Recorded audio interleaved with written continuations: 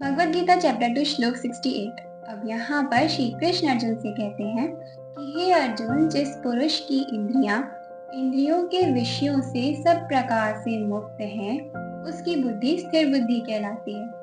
अब यहाँ पर श्री कृष्ण ये कहना चाह रहे हैं कि हमें अपनी इंद्रियों को कंट्रोल करना चाहिए, अपने सेंसेस पर हमें कंट्रोल होना चाहिए। लेकिन कभी ये सोचा है कि आसक्ति है ही क्यों, ये अटैचमेंट्स होती ही क्यों है?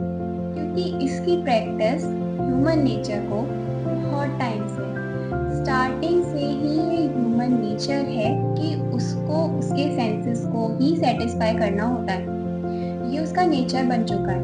तो अब जब इतने सालों की प्रैक्टिस है तो ये जो चीज़ है ये एकदम से ख़त्म तो नहीं हो सकती। अटैचमेंट्स को आप एकदम मार नहीं सकते, लेकिन हाँ, प्रैक्टिस से बहुत हद तक ये कम हो सकते हैं। मैंने ये बहुत बार सुना है कि अगर आप अपने आप पर कंट्रोल कर लेते हो, यानी कि आप कुछ टाइम बाद संन्यास लेने वाले हो, पर ऐसा कुछ नहीं। अगर आप अपने सेंसेस को कंट्रोल करते हो तो इसमें आप ही का फ़ायदा है। इससे बहुत सारी चीज़ें आप बहुत अच्छे से कर सकते हो। आप अपनी स्टेबल लाइफ मेंटेन कर सकते हो। और सेंसेस कंट्रोल करने के लिए संन्यास लेना ज़रूरी नहीं है।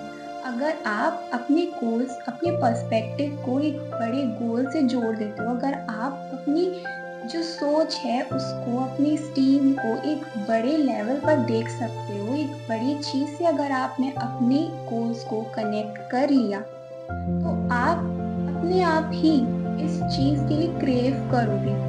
Sense of control, sense of command, आप खुद ही देखना, सारी अटैचमेंट्स धीरे-धीरे कम होती चली जाएँगी, क्योंकि आपका जो गोल है, जो पर्सपेक्टिव है, वो इतना बड़ा है कि ये छोटी-छोटी चीज़ें ना फिर मैटर नहीं करती। फिर आप मटेरियलिस्टिक प्लेज़र्स के लिए इतना ज़्यादा क्रेव नहीं करोगे, क्योंकि आपका गोल इतना बड़ा है कि उसके लिए छोटी-छोटी चीज़ें मायने नहीं रखती।